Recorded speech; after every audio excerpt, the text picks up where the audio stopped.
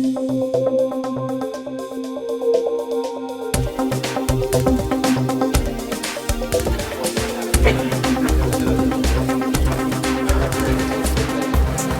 tout le monde.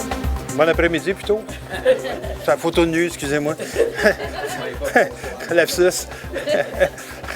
Je me présente, mon nom c'est Jean Bruno. J'ai été au service de LL Lozo pendant 11 ans. Ça fait maintenant environ 8 ans que je suis parti de chez Lozo. Pas sous des mauvais termes, sinon je ne serais pas ici. J'ai été recruté par une compagnie. Ma spécialité maintenant, c'est la photo sous-marine. Je travaille pour une compagnie qui fabrique des caissons pour les appareils photo. Vous allez dire, qu'est-ce qu'il fait en photo de nuit s'il fait de la photo sous-marine? C'est que dans mes voyages, je voyage énormément et mes heures disponibles, c'est souvent le soir. Soit que je fais des salons, je travaille, donc j'ai des soirées de libre, soit que je fais de la plongée, je sors de l'eau. Il fait souvent, quand je ne suis pas sous l'eau, pour faire de la photo de nuit. Donc, j'ai toujours amené avec moi mes appareils photo, mes trépieds, etc., etc. On va en parler. C'est interactif en passant. Hein, vous pouvez poser des questions. Donc, on commence sans plus tarder. C'est Lozo qui vous offre ça gratuitement. Moi, c'est moi. Moi, je ne suis pas gratuit. C'est mon environnement de travail maintenant. Évidemment, j'avais un choix à un moment donné à faire. C'était soit de rester chez Lozo, qui est une belle ambiance de travail, etc., à vendre des appareils photo, ou d'aller travailler aux quatre coins de la planète, faire de la photo sous-marine. L'administration m'en a pas voulu de choisir cette carrière-là. Ce qui fait qu'en plongée sous-marine, je fais aussi de la photo de nuit. Ça, c'est fait à peu près vers les 11 h le soir, en plein milieu de la nuit. C'est un monde différent en photo sous-marine. Quand de nuit, il y a des créatures qu'on ne voit pas. De jour, qui nous apparaissent. Les pieuvres sont très actives. Les requins sont très curieux. Même les baleines, cette plongée-là, ce voyage de plongée-là, j'ai eu une baleine qui m'a fait la sérénade pendant 15 minutes. Elle devait être à l'intérieur d'un périmètre grand comme cette salle-là ici. Tellement fort que la cage thoracique, je ne l'ai jamais vue, mais je l'ai senti, je l'ai entendu. Donc, ceux-là ici, c'est des raies manta. C'est très proche, c'est fait avec un ficheur. Pour ceux qui connaissent un ficheur, ça vous donne une idée de la grandeur. Ça fait à peu près 3,5 mètres, 4 mètres de large. Et ils vous passent tellement proche qu'on les sent sur les cheveux. Regardez-moi la tête. C'est proche. J'ai mis un capteur. Pourquoi? Parce que le capteur, c'est d'une importance capitale. Si vous essayez de faire des photos de nuit avec un appareil, avec un capteur de cette grosseur-là, minuscule, vous allez avoir beaucoup de bruit, de noise qu'on appelle. Là. Donc, ça ressemble un peu à du grain. Plus le capteur est gros, plus il est performant à ce niveau-là. Il y a des enjambées spectaculaires au niveau de technologie qui se font. Donc, avant, on ne considérait pas les appareils de format APS-C et DX capables de faire de bonnes photos de nuit. Aujourd'hui, ce n'est plus le cas. On arrive à un niveau de performance qui est très, très bon. Donc, pourquoi j'ai mis des clous à côté en passant? C'est parce que souvent, quand on achète un appareil photo, on se fait parler de pixels, on se fait casser les oreilles avec les pixels, 16 millions, 36 millions, 50 millions maintenant aujourd'hui. Ça ne nous dit pas la grosseur du pixel. Tu sais, j'ai un iPhone ici, 16 millions de pixels. C'est des pixels minuscules, microscopiques. Alors que mon appareil, j'ai un Nikon D300, il y a 12 millions de pixels, mais c'est des pixels, on en déduit, qui sont pas mal plus gros, vu le capteur. Donc, beaucoup plus sensible à la lumière. Meilleure qualité, meilleur rendement au niveau des performances de nuit. Test d'objectif, pourquoi je dis ça? Parce que souvent, on ne s'aperçoit pas que nos objectifs sont juste un petit peu hors champ. Donc, prenez une feuille de journal, mettez-le en angle de 45 degrés, faites une ligne jaune, comme j'ai fait ici, et faites la mise au point dessus, manuellement, et regardez le résultat sur l'écran. Et est-ce que la mise au point est au même endroit? Donc, pourquoi? Parce que vous allez travailler souvent en pleine ouverture de nuit. Donc, vous faites la mise au point quelque part, mais si l'appareil enregistre la mise au point ailleurs, donc, c'est un petit test à faire. Ça ne prend pas longtemps, ça ne prend pas beaucoup de votre temps, mais ça l'aide beaucoup à savoir. L'autre chose aussi qui est impératif, c'est l'ajout d'un pare-soleil. Pourquoi? Même si on est de nuit, il y a des lumières spéculaires tout partout. Donc, les lumières de rue, les étoiles, tous les lampadaires, etc., risquent de créer beaucoup de réflexions dans l'objectif comme tel. Donc, ça l'aide beaucoup. L'autre chose aussi, dans les nuits qui sont très, très humides dans ce temps ici, il y a de la rosée nocturne qui se fait. Donc, le pare-soleil aide à protéger l'objectif. Les longues expositions, la rosée se dépose sur le pare-soleil et pas sur l'objectif comme tel. Pourquoi est-ce qu'on fait de la photo de nuit? Parce qu'on prend des sujets qui sont comme ça, qu'on les transforme comme ça. Donc, et il y a aussi le côté mystère que j'aime bien de la photo de nuit. C'est que ce que vous voyez devant vous, pas nécessairement ce que vous allez avoir sur le capteur. Donc, on peut jouer avec soit la balance des couleurs, etc., etc. Pour les ISO, je maintiens les ISO le plus bas possible, dans mesure du possible. Mon ISO préféré, c'est ISO 100, parce que j'ai un trépied, la plupart des sujets que je photographie ne bougent pas.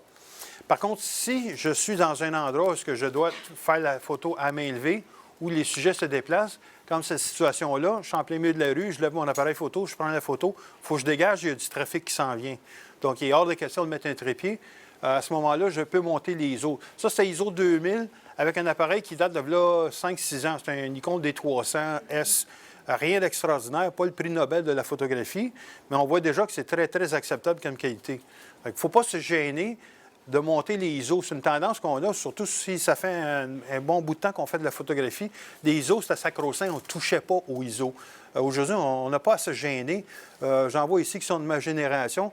Moi, je faisais des photos, un 400, on touchait à ça. C'est un cas d'extrême.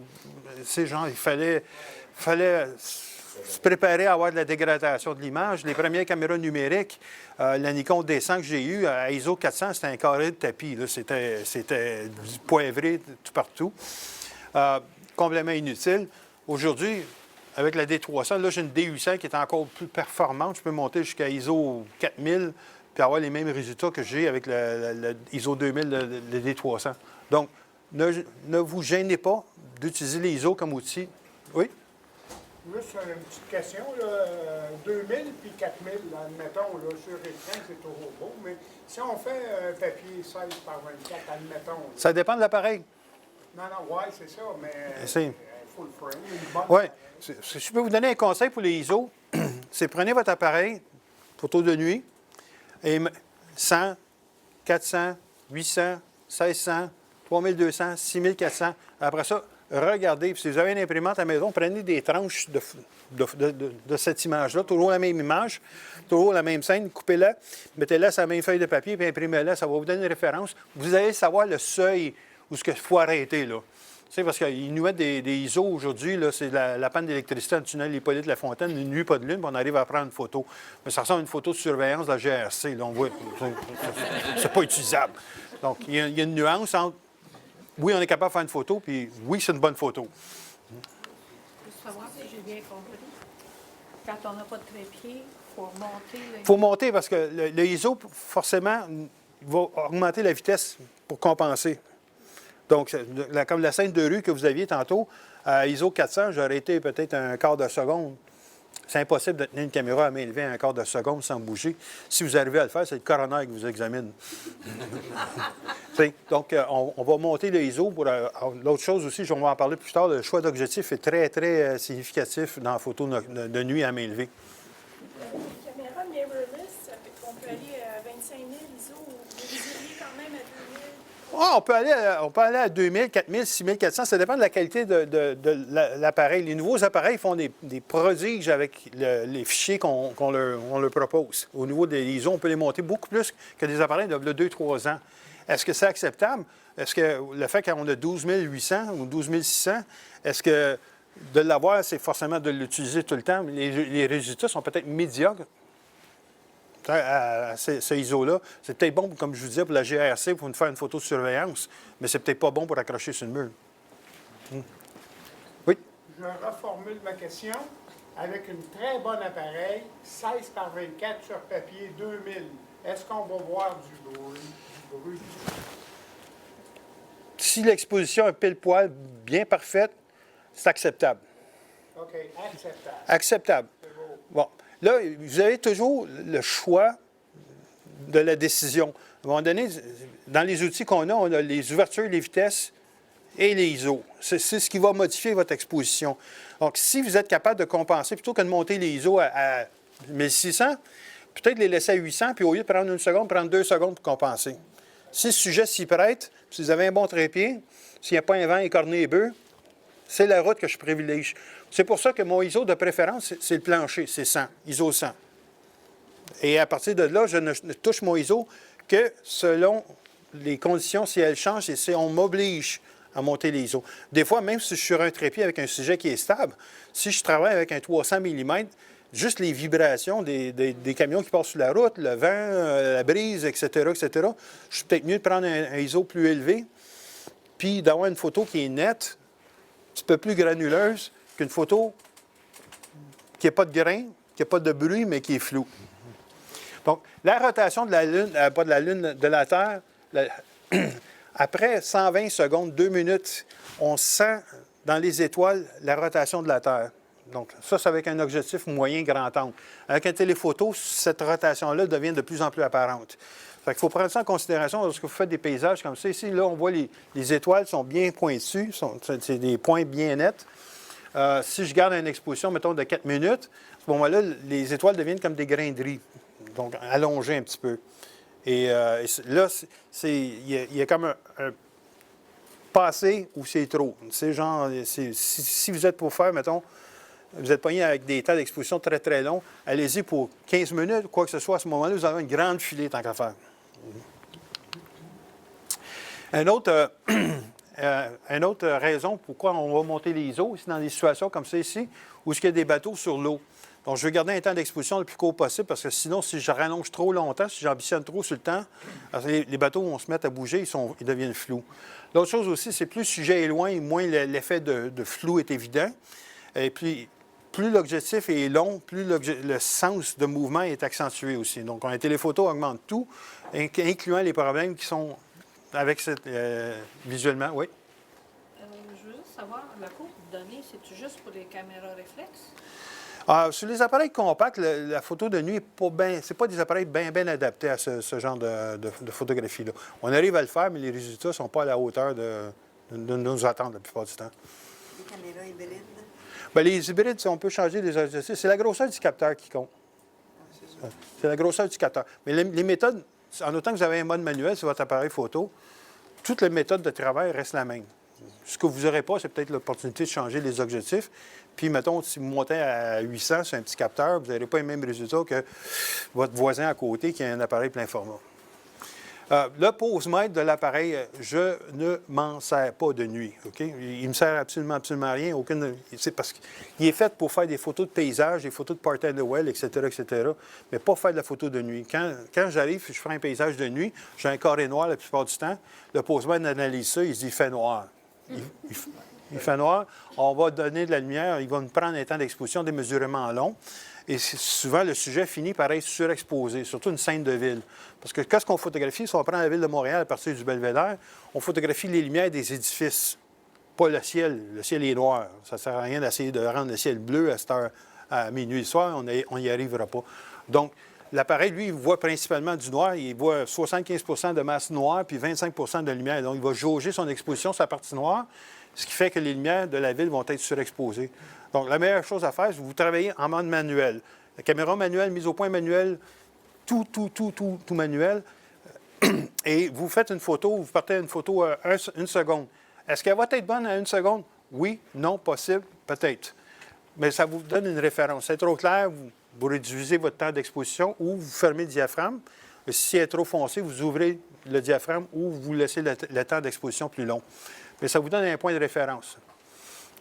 Vraiment, je ne me souviens pas de la journée où j'ai regardé mon pose-mètre et dit « Ah, je vais me fier à mon pose-mètre pour une photo de nuit. » J'ai toujours avec moi une boussole. Et puis, je ne parle pas d'une boussole à 40 $ chez Baron Sport ou d'un GPS ou d'un... Bon, là, j'ai un iPhone maintenant qui a la boussole intégrée. Ma boussole, elle m'a coûté 1,29 $. C'est genre dans... Je pense qu'elle venait avec un sac de chips en plus. Une affaire de même. Mais elle me dit où ce qui est l'est, puis elle me dit où ce qui est l'ouest. Je sais, le soleil va se coucher là et il va se lever là. Donc, à partir de là, je peux regarder un édifice et me dire, je ne suis pas à la bonne place ou je suis au bon endroit. J'ai la Tour Eiffel, j'ai un plan de la ville, j'ai la Gazette locale, le journal local. Je sais qu'à 6h55, le soleil va se coucher. Et avec le plan de la ville, je suis capable de dire, bien, il va se coucher en parallèle avec cette rue-là. Donc, si je me mets à cet endroit-là, j'ai un building d'en face, je vais me tasser, je vais me trouver un endroit où j'ai le coucher de soleil derrière la Tour Eiffel. Pas plus compliqué que ça. Fait que quand vous voyez des cartes postales où que le soleil se couche derrière un phare au Nouveau-Brunswick, c'est pas un coup de chance. La personne n'était pas sur l'autoroute et elle a fait clic comme c'est planifié ces coups-là. Et il y a un logiciel qui existe qui s'appelle TPE, The Photographer Ephemeris, les éphémérides des photographes, qu'on peut avoir sur l'Internet. Il est aux dernières nouvelles gratis pour les portables. Pour les tablettes, il est 8 Prenez la version portable, gratis à ce prix-là, on ne se plante pas, mais ça vous permet de planifier votre photographie. Donc, avec ce logiciel-là, je peux dire, en 2017, le 14 février, je vais être à Beijing. Puis là, il y a un édifice en forme de boule. J'aimerais ça avoir le coucher de soleil qui rayonne alentour de cette boule-là. Bon, bien, vous pouvez pitonner exactement les coordonnées, ce que vous voulez faire, l'heure, la phase du soleil ou la phase de la lune, etc., etc. Il va vous donner exactement aussi vous mettre sur quel coin de rue à telle heure précise pour avoir votre coucher de soleil derrière la grande boule. Sauf que, n'oubliez pas que tout est proportionnel. Donc, le temps que vous allez passer à préparer cette image-là est proportionnel au risque qu'il va pleuvoir cette journée-là. Ça, c'est la réalité. C'est, le météorologue, dans ce cas-là, il s'appelle Murphy, Monsieur Murphy. Ça existe pour les iPads autant que pour... Ça existe pour les iPads et les plateformes Android, à ce que je cherche. Il est 8 aux dernières nouvelles pour le iPad. C'est pour ça que je vous dis, essayez-le commencez à le comprendre sur le portable. Et puis après ça, si vous trouvez qu'il est utile. Mais ça prend, pour l'utiliser sur une tablette, ça prend une connexion Internet. Eh ben oui. Si vous êtes dans le milieu du désert du Nevada, fait que peut-être faire un imprimé quand vous êtes prête. Là, pour autant d'expositions varient, on en a parlé un petit peu. La scène de Toronto de Beautiful, ça, je l'ai faite à peu près à 4 secondes, celle-là ici. L'autre, le paysage avec les vagues, ça, c'est une exposition de 4 minutes. Et la Lune, c'est une exposition à 1/125e de seconde. La Lune, c'est le grand mystère. Les gens, ils prennent une photo de la Lune, ils ont tout le temps un point blanc dans le ciel. Pourquoi? Parce que, encore là, le posemètre analyse la scène, ils disent noir, noir, noir, noir, noir, noir, brillant, brillant, brillant. Mais là, c'est juste 1% de la scène généralement. Donc, 90 et plus, c'est de la noirceur. L'appareil dit fait noir. On va rouvrir le diaphragme, on va rouvrir le temps d'exposition. Celle-là, c'était sur la Lune du chasseur parce qu'elle est tellement basse, c'était 1/60e de seconde avec un 500 mm et avec un doubleur par-dessus. Et puis 40 photos pour en avoir une seule qui n'avait pas. Parce que là, vous faites. Ça a bougé, là. Il ne faut même pas respirer à côté du trépied. Et combien de ISO pour la Lune? La ISO, je pense qu'elle était à 800. 800. Ça ici, c'est une photo qui a été faite à 4 secondes à l'heure bleue, là, tu sais, genre juste avant que ça devienne totalement noir. Ça, c'est fait sans trépied sur le balustrade de l'appartement, parce que mon trépied était à 17 étages plus bas, ça ne me tentait pas de... Donc, l'idée, c'est de mettre la caméra stable, mettre le déclencheur à retardement, pas toucher à la caméra, puis de garder une main sur la courroie, parce que 17 étages pour un appareil photo, c'est assez dangereux. Méchante descente. Il met un petit peu à la J'en ai échappé une de 2 étages de haut. Elle n'a pas résisté, je m'imagine, 10 étages. Ça là, ici, c'est une photo de nuit. Vous regardez, il y avait des vagues qui étaient à peu près à cette hauteur-là. Donc, ils se fracassaient sur les roches. On ne les voit pas, les vagues. Pourquoi? Parce qu'après 30 secondes, chaque vague s'empile l'une par-dessus l'autre. Ça devient comme du coton ouaté, à ce moment-là. Donc, les roches, c'est la roche volcanique. Dans ce cas-là, ça ne bouge pas, mais ça fait comme une brume alentour. Ça, c'est la partie magique de la photo de nuit que j'aime. C'est cet aspect-là qu'on ne voit pas à l'œil nu, mais qui nous apparaît quand on commence à tirer des expositions, puis on met le mouvement dans l'image là, comme tel. Ça ici, c'est un temps d'exposition beaucoup plus rapide. Pourquoi? Parce que je suis sur une passerelle. Il y a des gens qui passent, puis qui font, tu sais, donc, les gens qui marchent, ils font vibrer la passerelle un peu. Fait que j'ai pris un temps d'exposition de 2 secondes. Pourquoi? Parce que c'est à peu près le temps que j'avais disponible entre les gens qui passaient et qui venaient, les allées et venues. J'ai exposé, je voulais avoir le bleu, donc j'ai exposé pour le ciel bleu. Et j'ai fermé mon diaphragme en même temps aussi pour avoir le plus de détails possible sur le pont comme tel. Mais on voit ici que l'éclairage est plus fort que là, ici. Donc, ça. C'était ISO 400, ça. Profondeur de chambre. C'est avec un 10 mm. Donc, c'est un appareil APS-C, donc 10 mm. Je n'ai pas besoin de monter les os. À 10 mm, je peux prendre un temps d'exposition relativement court, le champ de vision, donc la chance d'avoir des mouvements est réduite.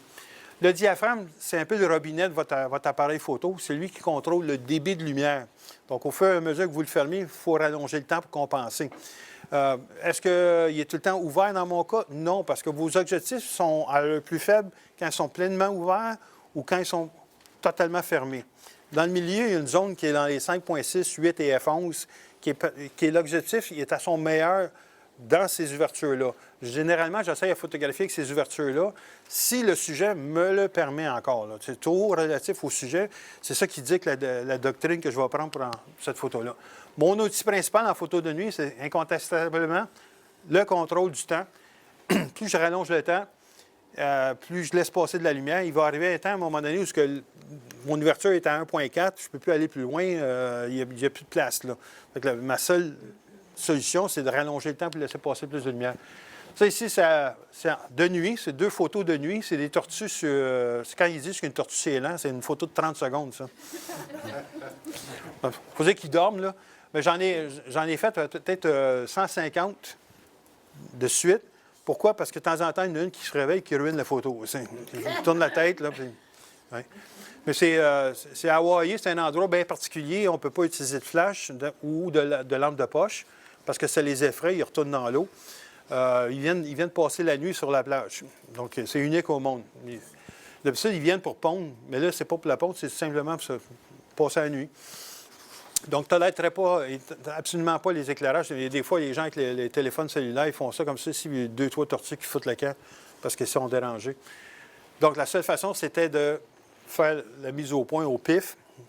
Donc, pour faire dans des situations comme ça ici, parce que je ne peux pas utiliser ma lampe de poche pour faire ma mise au point, je monte mes ISO à 12 800, 6 400, whatever, au maximum. Je rouvre mon ouverture au maximum. Je fais des photos. J'essaye une photo. Je regarde ma mise au point. Non, j'essaye encore. Je prends une autre photo. Donc, c'est des temps d'exposition de demi-seconde, pas utilisables parce que le grain est tellement pourri. Mais au moins, un coup, j'ai trouvé ma mise au point, je n'y touche plus. Je redescends mes ISO. Puis après ça, je prends des temps d'exposition plus longs. Mais ça me permet au moins d'avoir la mise au point. Sinon, en temps normal, ce que je fais, j'ai toujours une lampe de poche avec moi, j'éclaire mon sujet, je fais ma mise au point sur la partie qui est éclairée. Celle-là, ici, c'est une autre exposition de 30 secondes. J'ai beaucoup de photos à 30 secondes. Pourquoi c'est commode? Parce que tous les appareils aujourd'hui, ils ont 30 secondes. Donc, vous avez ça dans vos menus d'exposition. J'ai entendu qu'il y a une voiture qui traverse le pont. Et j'étais convaincu que 30 secondes, c'est amplement, sauf qu'elle a arrêté ici parce qu'il y a un poste de douane qui est ici. Il devait y avoir de quoi se cacher. Hein. Quand vous travaillez avec de l'eau et des temps d'exposition assez longs, ça, c'est un quart de seconde, un huitième de seconde, je crois. Et ça, ici, c'est 30 secondes. Regardez la texture de l'eau. C'est des photos coup sur coup, là. C'est l'antenne chinoise. C'est 2 sculptures la même soirée, même condition. C'est le temps d'exposition qui change. En passant, il pleuvait des cordes. Donc, c'est le temps, là, dans ce cas-ci, des antennes chinoises. S'il pleut, imperméable, parapluie, allez faire de la photo au jardin botanique. Il n'y a personne. Personne. Vous pouvez installer votre trépied puis vous étirez les bras. En temps normal, vous êtes coincé comme ça quand c'est pas quelqu'un qui vous donne des coups de pied sur votre trépied tout le temps. Vérifiez si vous êtes capable d'amener votre trépied parce que cette année, ils l'ont interdit aux Hollandais. Ah ouais? Parce que ça dépendait des journées, ça dépendait de l'achalandage. Puis j'ai écouté des gardiens, là, des gens de la sécurité, ils disaient s'il y a plus de monde, on va interdire les trépieds. Puis ce soir-là, c'était mercredi passé, Okay. de cette semaine, la semaine passée, puis c'était, ils nous ont laissé toute la soirée. Non. Monopode, c'est Monopode, le problème pour la photo. C'est la même chose. Ouais. Mais ça bouge pareil. Oui, le monopode, c'est un trépied qui est amputé de 2 jambes. C'est complètement... Oui, c'est mieux que rien. Si vous êtes dans un pays où les populations sont rébarbatives, ça peut être utile. Ça peut se défendre. Parce que le trépied est difficile à manœuvrer avec ses 3 pattes. Mais... Mes outils, dans ma coffre d'outils, j'ai toujours en tout temps des filtres neutres. Dans les filtres neutres, ça vient dans différentes saveurs. Ça part de 1 cran jusqu'à 10 crans. Mon favori, celui que j'utilise le plus, il est 3 crans. Donc, j'en ai un qui fait 10 crans. Plus foncé que ça s'appelle un capuchon de lentilles. Vous me mettez dans la face, vous voyez. C'est la densité de... Oui, c'est ça, le nombre d'ouvertures que ça coupe. Là. J'ai une question pour Oui. vous dire, c'est que je pense aller en Afrique, puis en Afrique, parce que le soleil est tellement, je ne sais pas la photo de nuit, là, mais à cause du soleil, je me demandais quelle densité. C'est plus un polarisant que vous devriez amener là-bas. En vidéo, ce qui arrive, c'est parce que vous êtes plafonné par un temps d'exposition qui est fixe. C'est soit 30 images secondes, là, généralement.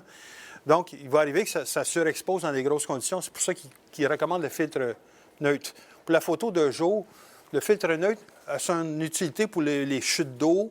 Entre autres, normalement, c'est à peu près les seules utilités. Mais pour ce que vous voulez faire, vous avez tout simplement à fermer le diaphragme ou augmenter la vitesse. Vos filtres sont fixes, mais en avez-vous des variables? Parce que je n'ai pas entendu des bons commentaires sur les variables. Il y en a, c'est comme n'importe quoi. Il y a de la mauvaise qualité, il y a de la bonne qualité là-dedans. Mon expérience avec ça, c'est nul. J'en ai aucun. Mes filtres, je les ai achetés bien avant qu'ils commencent à sortir des filtres variables. Puis ça ne s'use pas un filtre, à moins que vous l'échappez, que vous le cassez. Mais le mien, mon filtre, mon ND8, je pense qu'il y a 25 ans. Là. Il a vu bien des caméras passer, lui. Et le filtre neutre est parfait pour ces situations-là, parce que vous avez, mettons, l'heure bleue, et il y a encore trop de lumière pour atteindre 30 secondes. Donc, vous mettez un filtre neutre, ça va couper assez de lumière pour vous permettre d'avoir les 30 secondes ou 1 minute ou 2 minutes, ce qui vous permet d'avoir des traînées de voitures, comme vous pouvez voir. Et pourquoi j'ai mis les rouges en avant-plan? J'aurais pu choisir l'autre côté du boulevard des Carrés. En passant, c'est Montréal, hein, on le reconnaît, il y a des pancartes de construction.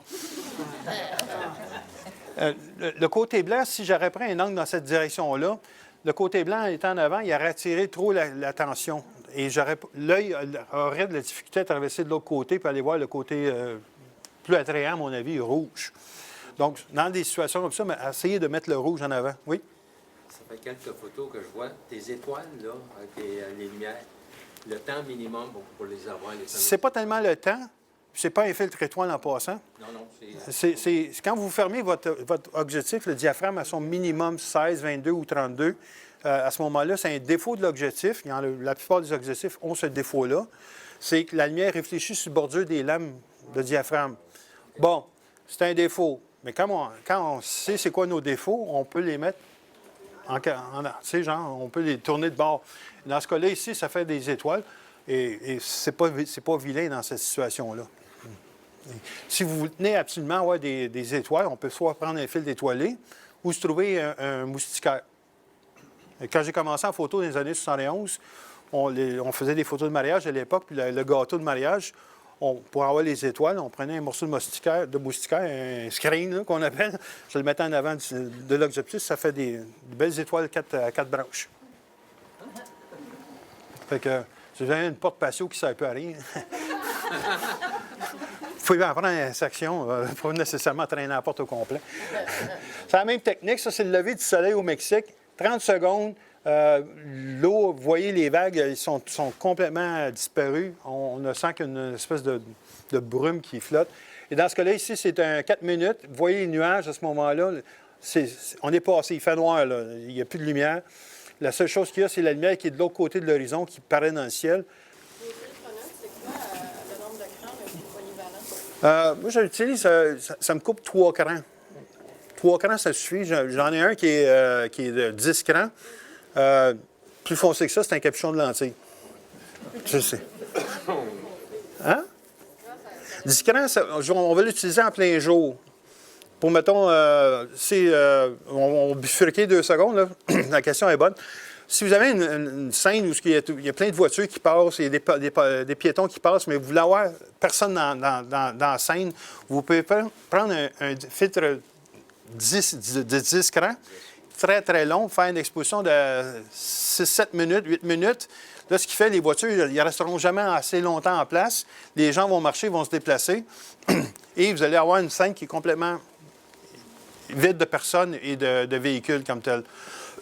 De nuit, Si vous mettez un filtre neutre de 10 stops de nuit, c'est plus un chrono que ça va vous prendre, c'est un calendrier. Donc, ça là ici, c'est c'est une combinaison de lampe frontale allumée, rouge, comme vous pouvez voir. Mon collègue de plongée qui est arrivé avec sa grosse lampe de plongée, qu'est-ce que tu photographies? Donc, il a éclairé ce coin-là, qui était un accident que je ne m'attendais pas, qui a bien tourné. Et une longue exposition qui m'a permis d'aller chercher les premières lueurs du lever de soleil. La ville de Montréal, première photo, c'est ça que ça me donne. Un ajustement, juste de fermer mon diaphragme. Fait qu'il ne faut pas se contenter de votre première photo. Donc, la première photo est trop impressionnante, on la trouve correcte, mais jouez avec, allez-y. Tu sais, genre, c'est trop foncé, mettez-en une coupe de plus pâle et vice-versa. Quand je fais de la photo de nuit, c'est minimum 10 photos par sujet. J'essaye différentes techniques, des variations, etc. Oh. OK. Voyons. Il n'y a pas juste les batteries. Bon. Ça, c'est un petit village de pêcheurs, c'est à la côte est. Vous voyez les lumières étoilées? C'est pas avec un filtre étoile. Tantôt, il y a quelqu'un qui a posé la question. C'est pas avec un filtre étoile. C'est quand vous fermez votre diaphragme d'objectif vers les f16, f22, sa plus petite ouverture. C'est un défaut de l'objectif. La lumière réfléchit sur les bordures des lames de diaphragme et c'est ce qui fait les étoiles. Donc, c'est une défaillance de l'objectif, mais si on connaît nos faiblesses, on peut en faire des donc, c'est ce que j'ai fait. Quand je vais avoir un phénomène d'étoiles, comme la scène de Montréal, tantôt, le décarré, les lumières étaient toutes étoilées parce que j'étais à F32 avec cet objectif-là. Donc, ça me donne des étoiles très prononcées. C'est où cette photo? Ça, c'est un village qui s'appelle Lubec. Là, je suis au Canada, je photographie aux États-Unis. Là. C'est l'île de Campobello, pour ceux qui intéressent. J'ai travaillé sur un bateau de recherche de baleines. Et j'ai beaucoup d'amis qui sont encore dans cette station balnéaire-là. Je vais les visiter, puis ça me permet de faire des photos de baleines. Donc, pas encore. Puis je fais de la plongée aussi. C'est dans la baie de Fundy. Parenthèse, si vous faites de la plongée dans la baie de Fundy avec les marées qu'ils ont, choisissez vos temps. Donc, quand le robinet est ouvert au max, votre robinet, là, c'est votre ouverture. Quand vous êtes rendu à 2,8 ou 1,4, vous n'avez plus de place pour aller. Physiquement, on ne peut pas rouvrir l'objectif. La seule chose qui vous reste, c'est de rallonger le temps. Et quand vous rallongez le temps, ce n'est pas 1 seconde, 1,5 secondes, c'est 1 seconde, 2 secondes.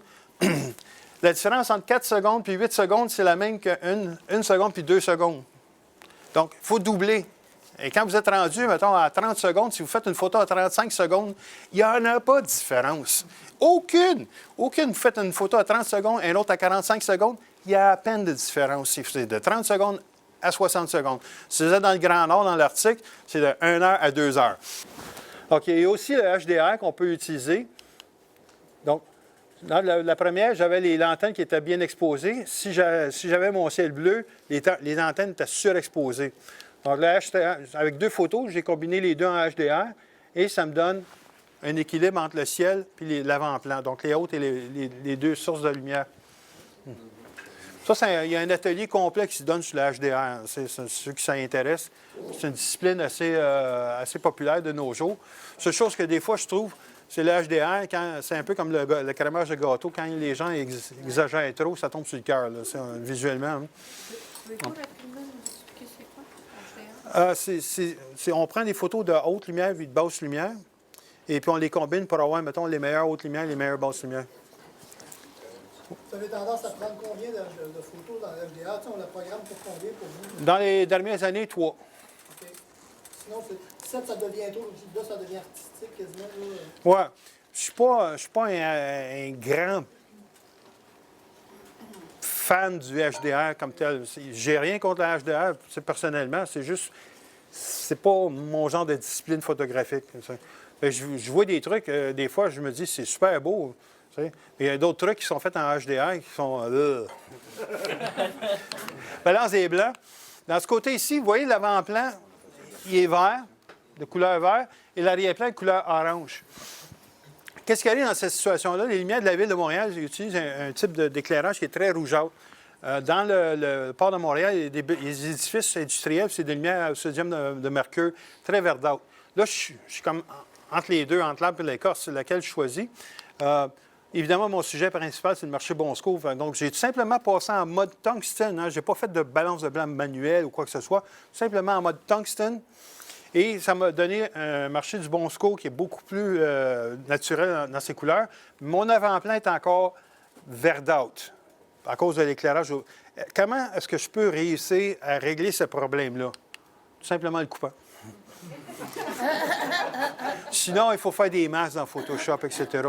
Mais on s'entend que l'avant-plan étant très, très peu intéressant, ça, on ne perd rien en le coupant. Hein.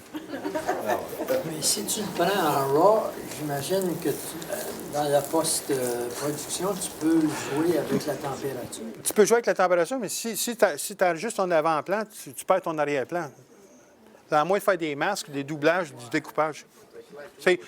Ça se fait. Est-ce que la photo justifie l'effort? Surtout avec un avant-plan moche comme j'avais, la tranche à ciseaux est beaucoup plus efficace dans ce cas-là. C'est en mode automatique, vous avez dit ça? Vous l'avez fait en mode automatique? La balance des blancs est en mode automatique au début. OK.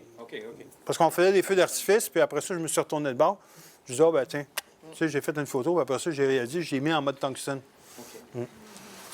Balance des blancs, même sujet, exactement le même sujet, 2 photos de suite. Une en mode automatique, l'autre en mode tungstène. Est-ce que, pour moi, celle qui est à votre gauche, qui est plus chaude, est plus plaisante, comme telle, même si ce n'est pas la vraie. Ouais. On a tendance à privilégier les couleurs chaudes, c'est plus chaleureux. Celle de gauche est Celle de gauche est en mode automatique. Là, j'ai corrigé la dominante orange en mettant le mode tungstène. Donc, les blancs sont plus peu, mais c'est une photo qui est plus froide. Même chose ici. C'est 2 photos, c'est la même scène, exactement la même scène. J'ai fait la balance de blanc manuellement. Qu'est-ce que j'ai utilisé pour faire la balance de blanc? La chaussée, qui est ici en avant-plan du tracteur. Pourquoi? Parce que la chaussée, elle est grise. Et quand on vous demande de faire une balance de blanc, en réalité, on vous demande de faire la balance de blanc sur un sujet qui est chromatiquement neutre, qui n'a pas de dominante de couleur. Donc, et c'est la chaussée, le trottoir, c'est parfait, c'est un gris. Et ça fait. Vous savez, ici, c'est la même scène, donc originale, en noir et blanc, et puis en monochrome, teinté de couleur. Donc, la même scène, j'ai juste joué avec les contrastes, mais j'ai donné un rendu monochromatique. Ça y donne c'est une scène qui est banale, mais qui a un petit peu plus de drama, si on peut dire, un petit peu plus dramatique. Celle-là ici, c'est la Ville de Montréal, en mode automatique encore, tout simplement en passant en mode tungstène. Donc, si vous êtes en fichier RAW, vous avez pris votre photo en RAW, on peut le faire plus tard, ça. Donc, bon, est-ce qu'on devrait tout le temps le faire plus tard? Je ne crois pas. J'essaie de faire le maximum que je peux à même la caméra. Satisfaction personnelle. Appelez ça, un n'est pas meilleur que l'autre pour le résultat final. Et ça, c'est intéressant. C'est du light painting. Les roches sont éclairées avec une lampe de poche. Et ça, c'est la version corrigée. Et la version de votre gauche, à votre gauche, celle qui est plus orangée, c'est la roche. La lampe de poche, elle a une lumière plus orange. Fait que j'ai éclairé la roche. Le ciel est en lumière naturelle. Et si je corrige pour la roche en mettant une correction pour le mode tungstène, là, je me retrouve avec la roche qui est naturelle, grise, mais le ciel est beaucoup trop bleu. Donc, à ce moment-là, si je ne vous dis pas quelle couleur est la roche, celle de gauche passe le test. Donc, c'est à vous de raconter votre histoire. Il n'y a pas de vraie vérité. Parce que de toute façon, dans cette situation-là, je ne voyais ni le ciel, ni la roche. Ça revient à présenter ce que l'on veut. Exactement. Vous êtes le raconteur de l'histoire. Vous avez vos outils. Faites comme vous voulez. Ça, c'est la même fenêtre. C'est un test que je vous encourage à faire. Mettez la caméra sur un trépied, un sujet, passant à travers tous vos réglages de balance des couleurs. Et voilà. Celle-là, c'est en mode automatique. C'est la meilleure. Au niveau du trépied, bien important, le trépied, il se doit d'être solide. Des fois, je fais des ateliers pratiques. Les gens arrivent, c'est des trépieds des années 50 en forme d'antenne de radio. Vous regardez ça, vous faites... Puis la caméra s'en va comme ça. Inutile. Donc, trouvez-vous un trépied qui qui est solide. Si vous voyagez, en voyage, j'amène ce trépied-là. Ce n'est pas un trépied super dispendieux, mais il se ferme, puis il rentre dans ma valise. Donc, ça, c'est un des facteurs. Un bon truc, c'est d'abaisser le centre de gravité du trépied. J'ai tout ça, ça fait partie de mon équipement standard. J'ai accroché ici sa colonne, puis ça, ici, ça va sur mon sac photo. Ou encore, dans certains cas, si j'ai quelque chose que je peux l'ancrer sur le plancher. Ça, pourquoi je mets de la pression vers le bas? Ça rend mon trépied de voyage beaucoup, beaucoup plus solide qu'il ne le serait le vent, entre autres. Jeudi passé, s'il y en a qui sont allés prendre une marche, ils se sont aperçus qu'ils vantaient un peu. Hein? Oui. Mais je suis allé faire des photos de nuit, moi. Et puis, vous allez voir les photos tantôt. Donc, on abaisse le centre de gravité. On attache le sac photo au niveau de la colonne. Faites attention aux viaducs, puis les ponts, les passerelles, etc. Pourquoi? Parce que, genre, vous avez déjà été sur un pont, puis il y a un camion qui passe. Comme ça, ici. Bon, évidemment, j'en dis pas plus. Si vous n'avez pas de trépied, ça, c'est fait à partir d'une boîte aux lettres. Donc, je vais simplement déposer la caméra sur la boîte aux lettres. Retardateur. Je laisse le temps s'écouler, la caméra ne bouge pas. Si vous avez besoin de recadrer un peu l'image, enlevez votre veston, votre chandail, faites une boule. Peut-être pas torse nu, là, mais si vous faites une boule avec, vous mettez la caméra, vous arrivez à la positionner avec le retardateur. Vous avez une certaine mobilité. Et vous arrivez à faire des photos. Ça, c'est tout simplement en appuyant la caméra sur un poteau, comme ça ici. Newton fonctionne dans ce sens-là. Hein. Fait que si vous l'accotez à la caméra comme ça ici, vous êtes capable de descendre. Ça, c'est un temps d'exposition d'un quart de seconde. Donc, à main levée, comme ça, c'est impossible. Un quart de seconde, je vous le dis, là, ça ne se fait pas. Et ça, c'est un parapet de pont. Comme ça, j'ai simplement attendu que les véhicules passent. Une couple de secondes, ça se stabilise. J'ai mis mon chapeau pour faire une petite boule, pour ajuster la caméra, pour donner un angle que je voulais. Puis c'est 30 secondes. Celle-là, je n'ai pas corrigé parce que le sable en Égypte, à cet endroit-là, il est rouge déjà en partant. Fait que, puis le ciel était parfait au niveau des couleurs, donc je ne voulais pas toucher à rien. Vous utilisez toujours le déclencheur? Ça m'arrive des fois, ce que je fais, j'en ai pas parlé, mais je fais beaucoup de voyages de plongée sous-marine. Fait que quand je sais que je vais débarquer, mettons, à un endroit, puis j'embarque tout de suite sur le bateau, je passe 7-10 jours sur le bateau, puis je reviens, je n'amène pas de trépied parce qu'un trépied sur un bateau, c'est aussi utile qu'une théière en chocolat. Donc, c'est du poids, c'est déjà que je suis en excédent de poids. Fait que, dans ce cas-là, je me suis fait prendre au piège. J'avais une belle scène de nuit, je n'avais pas de trépied, donc j'ai compensé. Puis si j'ai pas le trépied, ça ne me sert à rien d'amener le câble déclencheur. Ça ici, c'est juste sur Beaubien. Non, Bellechasse. Et c'est éclairé avec une lampe de poche avec un filtre rouge. Les colonnes.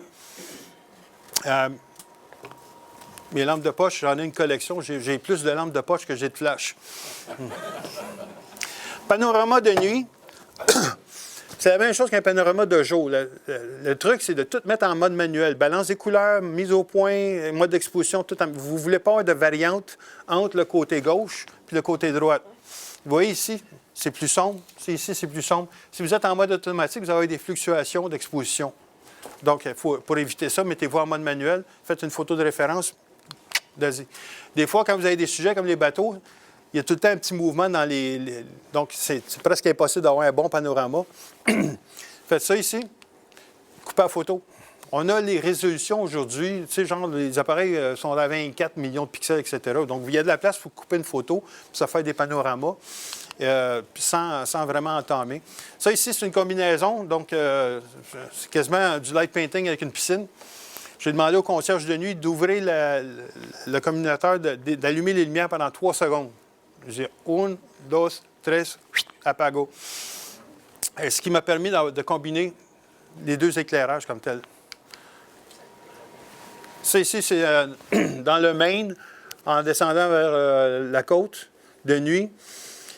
Le type, j'ai juste vu des lumières dans mon rétroviseur. J'ai vu un petit peu de rouge. J'ai regardé, puis c'est le type, il est 10 heures du matin, il est 5 heures le matin, je pense. Il allume sa business. Il se prépare à sa journée de travail. J'ai mis à renverse, sorti de trépied et fait une photo. Donc, des fois, c'est des coups de chance. Hein. La photo de nuit, c'est aussi ça. Peindre avec la lumière. Vous avez la lampe de poche. Ou le flash électronique. La lampe de poche, si vous regardez, ça c'est mon outil de travail. Vous voyez le faisceau, comment il peut être ajusté. Et aussi, j'ai un spot qui est vraiment très, très précis, comme ça ici. Fait que je peux éclairer, mettons, la ligne qui est ici. Il y a des lampes qui sont beaucoup plus larges. Le flash éclaire beaucoup plus large lui aussi. Donc, si j'ai une grosse surface à faire, un bon exemple, c'est ça ici. J'essaye d'éclairer le phare avec la lampe de poche. Si je suis comme ça ici, finalement, on manque tout le temps un petit peu. La deuxième tentative, c'était pas bien mieux. Avec le flash, j'éclaire, c'est homogène. L'autre chose aussi, le flash, vous avez un bouton pour tester. Donc, le flash en manuel, pof, pof, pof. On peut envoyer 4-5 coups de flash facilement dans une exposition de 30 secondes. Le choix de la lampe de poche. Arrangez-vous pour trouver une lampe de poche qui a des batteries dedans avant de l'acheter. Okay? Pourquoi? Parce que votre lampe de poche, bien important, si vous regardez l'éclairage comme ça ici, puis celle-là ici. Donc, celle-là ici est beaucoup plus précise, plus pointue, celle-là plus large. Puis en même temps aussi, c'est pas évident, mais si vous regardez ici, elle est plus verdâtre, celle-là ici. Donc. Fait que quand vous achetez une lampe de poche, peut-être mettre des batteries dedans avant de l'essayer, ici, avant de payer.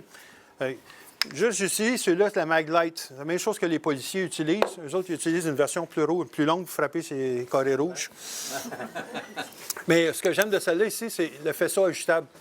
Donc, vous voyez que je peux ajuster. Le policier doit avoir une tendance au rouge. Et puis, l'autre chose aussi, les policiers, ils ont des comptes disponibles. Fait que, ça, c'est utile. Vous allez avoir des photos faites avec ça tantôt. Hein. Pour déterminer la puissance de ma lampe de poche, OK, comment est-ce que je détermine? Je prends un mur qui est neutre, pas un mur de briques comme ça ici, mais mettons un mur avec une carte grise. Je peux pointer au plafond si tu veux. OK, voilà, comme ça ici. Et là, je prends ma caméra, je la mets en mode spotmètre. Et je mets ISO 200, ouverture F8, une distance de 2 mètres. Je fais une lecture sur ça ici. Bon, cette lampe-là, ici, je sais que ça me donne une demi-seconde. J'ai une bonne exposition. Ce qui veut dire que si je suis à 1 mètre, c'est un quart de seconde. Si je suis à 4 mètres, c'est 1 seconde. Mais j'ai un point de référence. Ça ne veut pas dire qu'il faut que je sois à 2 mètres tout le temps. Si je me mets à ISO 100, au lieu de prendre un quart de seconde, ça va prendre une demi-seconde. Donc, j'ai mon point de départ. J'ai la puissance de ma lampe. C'est pas long qu'on s'habitue après ça. On peut rallonger au fur et à mesure que vous allez utiliser votre lampe. Vous allez vous apercevoir qu'à telle distance, il faut en mettre plus longtemps. Donc, si je peinture cet objet-là, je vais balayer plus longtemps si j'étais à 4 mètres plutôt qu'à 2 mètres. C'est tout simplement. Donc, le mode spot. La loi du carré inversé, pour ceux qui ne sont pas familiers avec cette loi-là, ça veut dire qu'à 3 fois ma lumière double sa distance, elle perd 4 fois sa puissance. Oui. Donc, on s'aperçoit que la lampe de poche est moins efficace au fur et à mesure que le faisceau s'éloigne. Et la même chose avec votre flash. En termes pratiques, c'est prenez une lampe de poche puis vous la cotez sur un mur, puis vous allez voir exactement la perte de lumière. Comme ça ici. Donc, on voit que c'est graduel et ça se perd rapidement. Quand vous commencez avec, mettons, un édifice ou une surface qui est assez élevée, il y a plus de distance à couvrir à cet angle-là que direct comme ça ici. Donc, si vous commencez, vous faites, je ne sais pas moi, une statue, un monument, quoi que ce soit, ça peut être 4 secondes ici, mais au fur et à mesure que vous allez monter, 4, 5, 6, 7, 8, 10, 12 secondes. Tu sais, genre, vous allez rallonger au fur et à mesure que vous allez monter. Sinon, vous allez les apercevoir. La base est bien exposée, mais le sujet principal, lui, va être sous-exposé. Ça, c'est tout fait avec une lampe de poche. C'est fait avec cette lampe de poche-là, au complet. Ce qui m'a permis, avec une petite lampe de poche-là, il y a un faisceau très, très étroit, c'est d'arriver sur les contrôles, ici, mettre beaucoup d'éclairage ici, beaucoup d'éclairage ici, aucun éclairage ici. Même chose ici. Donc, j'ai juste éclairé la partie centrale où il y a l'objectif, etc. Pour ça, c'est ça que je fais comme métier aujourd'hui. Hein. Les caissons sous-marins pour les appareils photo, vidéo. Et la trace de rouge que vous voyez, C'est ce cône de lumière-là avec un filtre rouge que j'ai juste fait ça comme ça ici dans la photo. Donc, c'est fait en studio, 30 secondes, aucune lumière ambiante, juste la lampe de poche. Ça aussi, là, j'ai juste éclairé la portière en arrière de la camionnette et juste la portion avec les yeux pour souligner les yeux, donner un effet plus dramatique. Et là, j'ai éliminé le paysage alentour, donc on change la dynamique aussi en même temps. La plaque est très, très illuminée. Pourquoi? Parce que c'est réfléchissant, une plaque d'immatriculation. Combien de temps pour les yeux comme ça? Les yeux, ça, je vous dirais, c'est une exposition de 15 minutes, à 15 secondes. 15 minutes, oui. 15 secondes. Pourquoi? Parce que ça laisse le temps de balayer comme ça ici. Donc, c'est 30 secondes, je commençais à surexposer l'arrière-plan. Ah, OK. Ça, c'est un petit graffiti, je me suis amusé avec. Donc, juste prendre mon faisceau, comme on discutait tantôt. J'ai fait ça comme ça ici. Et puis ça, c'est mon interrupteur. C'est donc comme ça ici. Comme ça ici. Et puis, après ça, j'ai envoyé un petit coup de flash rouge avec un filtre rouge. La même affaire, mais avec un flash rouge. Et puis l'autre, je me suis amusé différemment. C'est qu'au lieu de faire ça comme ça ici, j'ai fait ça comme ça. Donc, des heures de plaisir. Donc, celle-là ici, ça, c'est le début de la scène. Deuxième étape, je me suis mis en arrière de la voiture avec une lampe de poche. J'ai éclairé le mur rouge pour découper la voiture du mur. Et puis, troisième étape, j'ai recommencé la même affaire, mais j'ai attendu qu'une voiture passe. Bon. Et ça ici, c'est avec le cône. Donc, j'ai deux cônes comme ça ici, et je m'en vais tout simplement comme ça, en reculant. Et c'est ce qui fait les tracés de lumière comme tel. Ouais, des fois. Quand je vais au viaduc, les ateliers pratiques que je donne de photos de nuit, il y a tout le temps une voiture de patrouille dans ce coin-là qui passe parce que, bon, il y a des viaducs, ils veulent. Et puis, là, maintenant, ils savent, ils me connaissent, ils passent. Puis, il y a une fois, avec les étudiants, j'ai demandé, je dis, pouvez-vous refaire un passage et mettre vos flashers? Ah, OK. Ils ont fait une passe. C'était assez cool. Pardon? Puis, toujours dans le light painting, il y a ça ici. Ah, ça, c'est au moins 30 secondes. Mais ça, c'est facile de voir la caméra parce qu'on ne voit pas la rouge. Je ne comprends pas peut-être comment ça. Celle-là? Comment vous avez fait ça? Qui prend en photo? Ah, la caméra, c'est un trépied. Je mets le retardateur de 10 secondes. Et ça me laisse le temps. Là, quand elle déclenche, comme ça ici. Donc, je me promène. Simplement, je traîne les lumières avec moi. Et je sors. Mais pour répondre à la question de monsieur, c'est parce qu'à 30 secondes, si vous passez vite, on ne vous voit pas. Ah oui. Je suis toujours habillé en noir, donc on va essayer d'éviter les chemises hawaïennes puis les manteaux fluo. En noir, on ne paraît pas dans la photo, on ne reste pas longtemps en place. L'autre chose aussi, ça, c'est une barre de LED, des DEL que j'ai acheté, que j'ai tapé, c'est une brochette de barbecue, là, c'est genre un truc de barbecue, ce qui me permet de faire des trucs comme ça ici. Donc, j'ai fait des trucs intéressants qui ne sont pas dans cette présentation-là. Et je peux mettre un fil de couleur. Normalement, c'est une lumière qui est blanche, mais je peux changer la couleur en mettant un fil par-dessus. Ça marche sur des piles AA, not included. Ça, on trouve ça, ça m'a coûté 4 pour deux barrettes comme ça. Et c'est le genre de truc que les ados mettent en dessous de la voiture. C'est genre sur les casquettes à l'envers. Si vous avez des situations où ce que la lumière transpire du sujet, comme un vitrail, ou dans ce cas-là, les lanternes chinoises, si on éclaire la surface extérieure, là, j'ai donné un petit coup de flash à l'extérieur. Regardez comment les... Ce qui est mon... Ah! Vous voyez la différence, les moustaches. Et la prochaine, j'ai mis un filtre rouge. Et voilà. Vous voyez que la lanterne, comme telle, ne change pas de couleur parce que la lumière vient de l'intérieur. Comme ça. Donc, à partir de ce concept-là, on pourrait arriver à dire on a un vitrail d'église le soir qu'on va photographier, mais on a un carré noir alentour, donc, parce qu'on est à contre-jour. Il n'y a rien qui vous empêche de prendre votre flash ou encore une lampe de poche assez puissante, puis d'aller chercher la texture de la brique alentour. Donc là, vous auriez une fenêtre sur un mur de briques plutôt que juste un vitrail. Celle-là ici, c'est la rue Sainte-Catherine. On la reconnaît. Non. Tendu dans la rue. Puis... C'est une exposition encore là, 30 secondes, la caméra poussée sur le tableau de bord. Donc, faites ça quand vous êtes passager et pas au volant. OK. Ça en dit long aussi, c'est la condition de nos routes. Et celle-là ici, c'est une variante. La caméra est montée sur un trépied, appuyée au plafond, avec un grand angle, cher dans ce cas ici. Et donc, la caméra est solidaire du véhicule. Fait que, comme vous pouvez voir, le tableau de bord il est fixe, il est turbo fixe, etc. La caméra roule et j'ai un câble déclencheur, je déclenche des expositions de 30 secondes. Ce qui fait que, donc, c'est les lignes que vous voyez. Donc, c'est un peu un chantier à monter, là, c'est d'installer un trépied d'une voiture, etc. Mais on le fait une fois de temps en temps. Portrait de nuit, technique classique. Ça, c'est une exposition de 8 secondes. Demandez aux gens de s'appuyer parce que se tenir debout comme ça ici, c'est un peu difficile. Mais si les gens sont appuyés, donc le jeune couple, je vais demander, appuyez-vous, faites-vous un beau visage. Encore là, on voit que les 3 personnes sont ensemble. Là, j'ai un coup de flash pour l'avant-plan.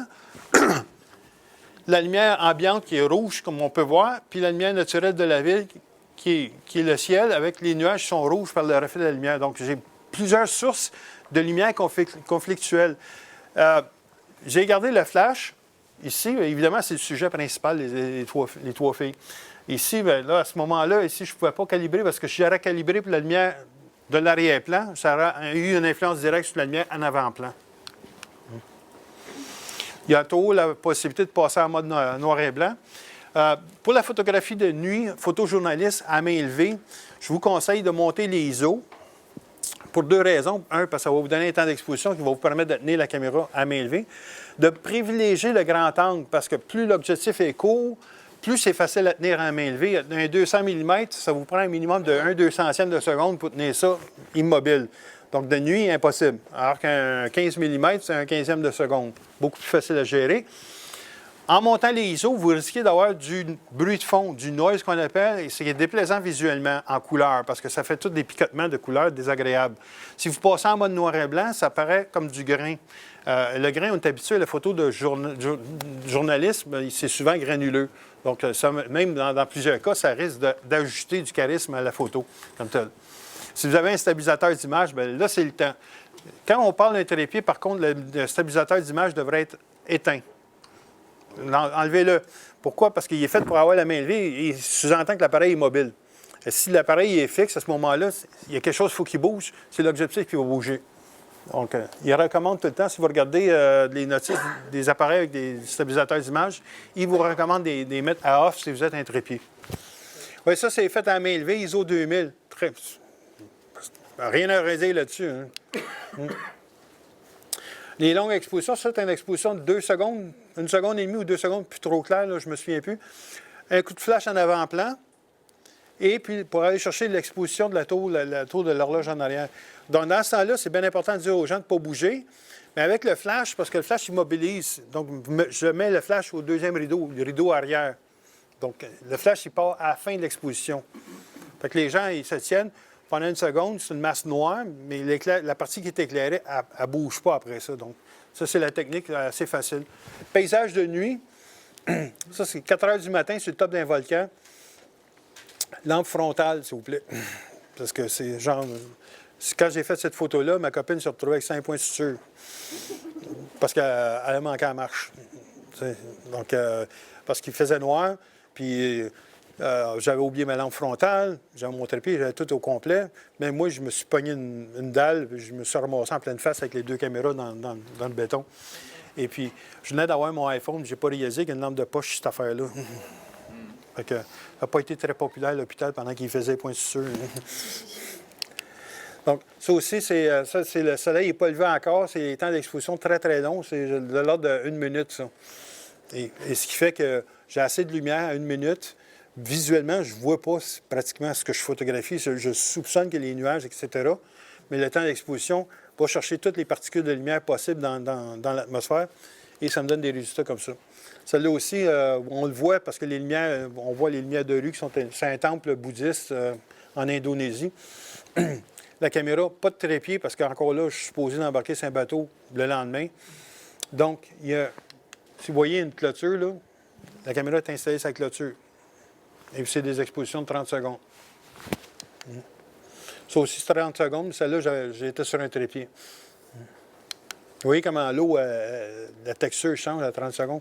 Ça va être plus évident tantôt. J'en ai une qui est faite à 8 secondes. C'est une grosse différence. Ça, c'est ici, c'est à Sainte-Martine. Je ne sais pas s'il y en a qui connaissent le coin. S'il y en a qui sont des fanats de la photo d'oiseaux, Sainte-Martine. Cet endroit-là, les oiseaux de rivage, il y en a. C'est incroyable. Sainte-Martine, vous passez Châteauguay. Après ça, il y a Mercier. Puis il y a une place qui s'appelle Sainte-Martine. Puis le fait que l'eau est comme ombragée dans les chutes, là, c'est parce que le temps d'exposition est plus long. Oui, ça, c'est peut-être à 5 heures le matin. Juste avant que le soleil se lève, on sent qu'il y a de la lumière de l'autre bord de l'horizon. Et là, le temps d'exposition permet à l'eau de couler. C'est très lent comme des bidots à cette époque-là. Fait que ça donne un filet d'eau. Encore là, les filtres neutres aident beaucoup dans des situations comme cette photo-là. Je vais revenir là-dessus sur le filtre neutre, c'est important parce que vous avez le filtre neutre, on en a parlé tantôt de différentes densités. Ça va de 1 cran jusqu'à 10 crans si c'est. Et ils sont rendus où ici? Ce qui est intéressant aussi, vous avez le polarisant que la plupart des gens ont dans leur trousse de filtre, qui est un filtre qui coupe énormément de lumière, qui est aussi chromatiquement neutre, qui ne donne pas de dominante de couleur. Ce que je vais vous montrer, par contre, c'est que mes fils sont tous du même diamètre, sont tous 77 mm. Et j'utilise des bagues adaptatrices. Donc, j'ai un objectif de 62 mm, je prends la bague de 62 à 77. Ce qui fait que des filtres polarisants, oui, j'en ai un de chaque diamètre parce que c'est un filtre que j'utilise énormément. Mais les filtres neutres, ce n'est pas des filtres qu'on se sert tous les jours, puis qui sont assez onéreux. Ça coûte peut-être une quinzaine de dollars. Donc, vous achetez ça, vous avez le même filtre pour tous les objectifs. Pardon? On ne peut pas mettre de pare-soleil à ce moment-là. Non. À moins d'acheter, on peut trouver ça sur l'Internet, des filtres, des pare-soleil vissés, 77 mm qu'on mettrait dessus, en caoutchouc. La photo ici, c'est au Brésil. C'est en plein milieu de la nuit. Et le pont, il y a une question de timing là-dedans. Vous avez le pont ici, normalement, les voitures s'en viennent vers moi. Donc, ça fait une traînée blanche qui est visuellement déplaisante. Ce que je me suis aperçu, par contre, ça arrivait par vague, cette histoire-là. Et j'en ai déduit qu'il y avait un feu de circulation de l'autre côté du pont. Fait que j'ai pris ma montre, j'ai calculé, j'ai dit, OK, ça me prend un temps de 20 secondes où il n'y a pas de voiture sur le pont. Donc, j'ai calculé mon temps d'exposition, on va avoir 15 secondes pour réussir à avoir une marge de manœuvre. Et j'ai joué avec mon ouverture pour avoir une bonne exposition de 15 secondes. Et c'est comme ça que j'ai réussi la photo. Et ça, j'étais à Montréal, j'ai planifié cette photo-là. À partir de Montréal, j'avais jamais mis les pieds à Sao Paulo, au Brésil. Je savais, d'après l'hôtel, où était ma chambre et où ce qui était en avant de l'hôtel, il y a un logiciel qui s'appelle TPE, de Photographer Ephemeris, que vous pouvez trouver, c'est gratuit. Et ça vous permet de planifier. Vous êtes le 15 janvier 2017 à Beijing, puis vous voulez prendre une photo de la Lune en arrière, juste à côté de tel édifice qui est fait en forme de boule. Go for it. Vous êtes capable de planifier tout ça à l'avance. Ça va vous dire exactement sur le coin de quelle rue, à telle heure, tel jour, exactement. Seule chose que vous devez garder en mémoire, c'est que plus vous allez planifier votre photo, plus il risque de pleuvoir.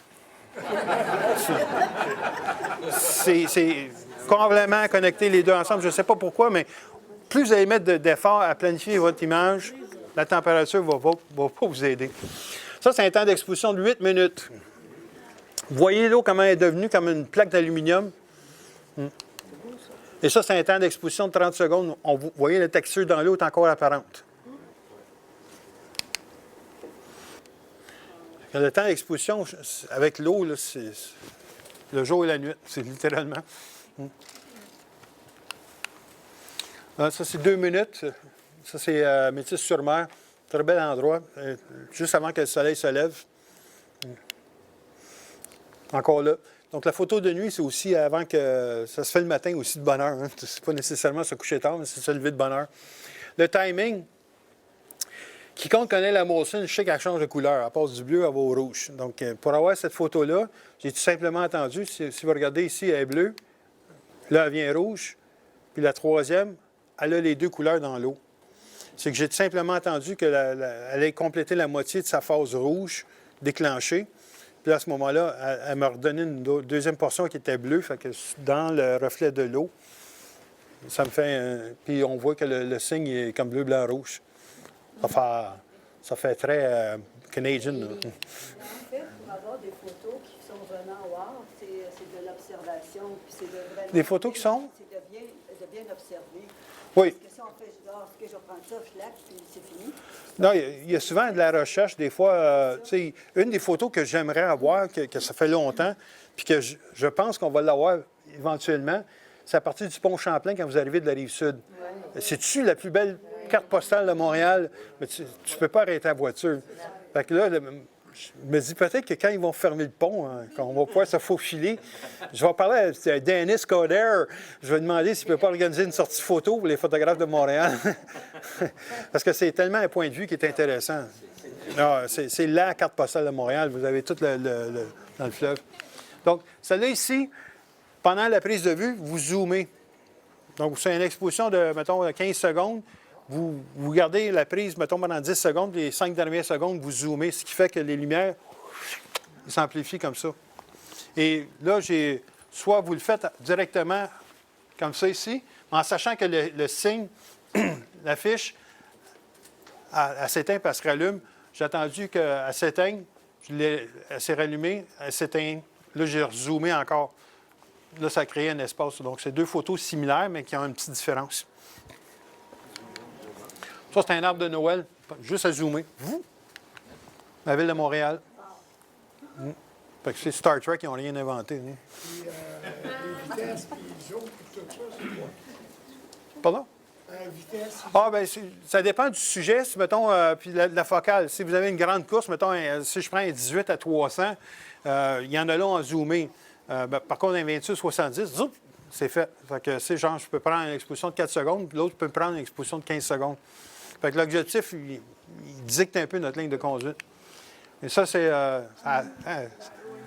j'ai fait ça l'année passée. Une jeune dame à Notre-Dame-de-Grâce, l'année passée, elle avait 61 ans, 61 citrouilles. Cette année, 62 citrouilles. Fait que, je m'en vais là à soir faire la photo de ces citrouilles. Et ça, c'est tout simple. C'est fait avec un 28-70, banalus, objectif, que tout le monde a. C'est genre, c'est un objectif bien ordinaire.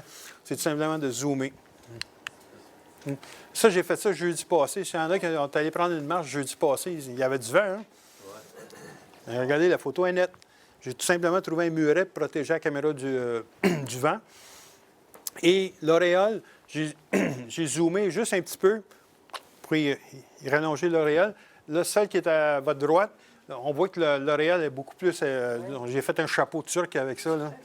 Et puis celle du milieu, au lieu de zoomer, j'ai tout simplement fait ma mise au point qui était nette sur le sujet, puis je l'ai juste enlevé, je l'ai mis plus hors foyer, ce qui fait que les lumières ils ont ébloui comme ça.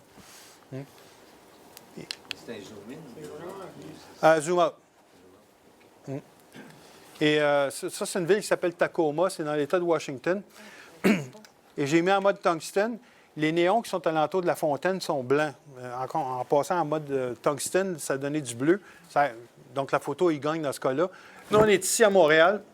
Et vous voyez les étoiles, la lumière. Donc, le diaphragme fermé à son maximum. Et c'est ce qui nous donne l'effet d'étoile. Donc, si vous voulez un filtre étoile beau, bon, pas cher, prenez le moustiquaire. Mettez-le en avant de votre objectif. Moi, j'ai commencé dans les années 71 avec un photographe, il y a un vieux crouton de la vieille, il avait mon âge que j'ai aujourd'hui. Marcel Saint-Germain qui s'appelait. Et on faisait des photos de mariage. Donc, la photo du gâteau avec pour avoir un filtre étoile, on prenait un morceau de moustiquaire, puis on le mettait devant. On avait découpé, puis on le mettait devant l'objectif, puis ça faisait des étoiles sur le gâteau. Pas plus compliqué que ça. Donc, je cherchais un filtre comme ça. Prenez un moustiquaire. Peut-être un morceau du moustiquaire. C'est pas patio. Ouais. Tiens-moi ça, chérie. Ça, c'est une église à Notre-Dame-de-Grâce. Donc, juste une question d'attendre, les voitures passent pour faire des traînées de lumière. C'est une exposition de 30 secondes. Puis c'est une question de déclencher juste au bon moment quand vous voyez des voitures arriver. Donc, c'est ce qui fait l'avant-plan. Ça, c'est la fosse à M. Porter. Et pendant qu'elle est en construction. Et Las Vegas, c'est la Venise à Las Vegas, on la reconnaît à la couleur de l'eau. La vraie, je peux vous dire, je suis allé dans les deux. Celle en Italie, l'eau n'est pas cette couleur-là. Et ça, c'est à 2 ans de différence. J'y vais tous les 2 ans à Las Vegas. Donc, ouais, le changement d'heure. Donc, je suis arrivé un petit peu plus tôt pour celle-là ici. Regardez la balance des couleurs. Sur cette photo-là ici, la tour, elle est très naturelle au niveau des couleurs. Ici, elle est beaucoup plus jaune, comme c'est ici. Par contre, le pont, en avant-plan, il est blanc parce que le pont est éclairé avec un flash. OK, donc, j'ai la lumière du jour. Ici, j'ai des lumières artificielles plus jaunes en arrière. Ici, j'ai fait une balance de blanc sur la photo avec les colonnes. J'ai fait une balance de blanc sur le sujet comme tel, ce qui fait que les couleurs sont homogènes sur l'ensemble de la scène. La suivante, ici, j'ai mis un filtre orangé sur le flash. Et là, je peux faire une balance de couleurs et réduire la dominante jaune en mettant en mode tungstène. Donc, mon flash est rendu tungstène. Je mets en mode tungstène, je mets du orange, je mets du bleu. Donc, un annule l'autre. Ce qui fait que mon arrière-plan, la dominante orange qu'on avait à sa photo précédente, je l'élimine parce que ma caméra est en mode tungstène. Vous me suivez? Donc, c'est l'idée avec les flashs. Ce qui est intéressant, on peut les calibrer pour les fluorescents en mettant un filtre vert dessus. Donc, ils deviennent comme fluorescents. Et ce que je me suis aperçu, c'est qu'on parlait de trépied, tu as le doigt, tu n'as pas le doigt, tu as le doigt, tu n'as pas le doigt. J'ai fait à peu près 15 photos. J'ai un garde de sécurité qui est... Parce que tu as le droit de faire des photos à main levée, mais pas avec un trépied. Ah, parce que c'est propriété privée. Aux États-Unis... Hein? Il calcule que c'est une arme. Ah, non, c'est parce que commercialement, tu pourrais vendre des photos de cartes postales faites avec un trépied. L'Église Notre-Dame, c'est la même chose. En passant, je vous le dis, là. L'Église Notre-Dame, pas le droit de trépied. Parce qu'ils ne veulent pas que tu arrives à faire une photo puis sortir sur le balcon et dire « Hey, bonhomme, veux-tu acheter des cartes postales? » Il y a un contrat commercial qui est fait avec un photographe pour ça. La terrasse de Place Ville-Marie, c'est la même chose. Oui. On pourrait voir à l'intérieur des espaces. C'est ça, mais... New York, c'est la même chose. À un moment donné, le garde de sécurité, le gars, Molos, qui m'arrive, il me dit « Hey, private property. » Là, je suis comme dans les escaliers. Je dis « You're OK. » C'est comme ça, ne change rien. Là. Vous avez une question? Ton flash, il doit être assez puissant. Oui, c'est le modèle, c'est un flash qui est un petit peu plus ancien. J'ai un SB900. Puis j'ai un flash aussi de studio qui est portatif, avec une batterie sur le côté, qui est, somme toute, pas beaucoup plus puissant que mon SB900 de Nikon. Ce qui arrive souvent, c'est de faire 3-4 flashs, genre, pour éclairer plus large. Si vous avez des flammes, des trucs en mouvement comme ça, prenez un temps d'exposition plus rapide, parce que les flammes bougent assez rapidement. Et puis, une technique aussi que je veux faire, c'est depuis plusieurs années, c'est un feu de camp. Quand vous faites un feu de camp, si vous avez les gens alentours qui sont bien exposés, ils vont avoir le visage orange, évidemment, hein, c'est ce qui rend la photo intéressante. Mais le feu de camp, il est zappé, il est comme bombardé, il est blanc, c'est plus un feu, là, c'est une tache blanche. Fait que l'idée, c'est de prendre un flash, mettre 2 filtres orange dessus, et puis de monter mon temps d'exposition à 125e avec une exposition de f8 pour avoir le feu, exposé pour le feu. Après ça, le flash va s'occuper des gens alentours. Ils vont avoir la dominante orange. Donc, c'est triché, mais ça, on ne le dit pas à personne. Alors ça, c'est fait avec un fléchage circulaire. C'est un objectif, je me sers surtout en photo sous-marine. Mais faire des photos comme ça, vous mettez l'appareil directement sur le plancher, le retardateur, vous enlevez dans la photo, sinon vous allez... Feu d'artifice. 2 trucs. La musique. Écoutez bien la musique. Amenez-vous un Walkman, une radio, quoi que ce soit. Pourquoi? Parce que la musique vous indique qu'est-ce qui s'en vient. Donc, c'est une mélodie très douce. À ce moment-là, c'est des grands feux langoureux.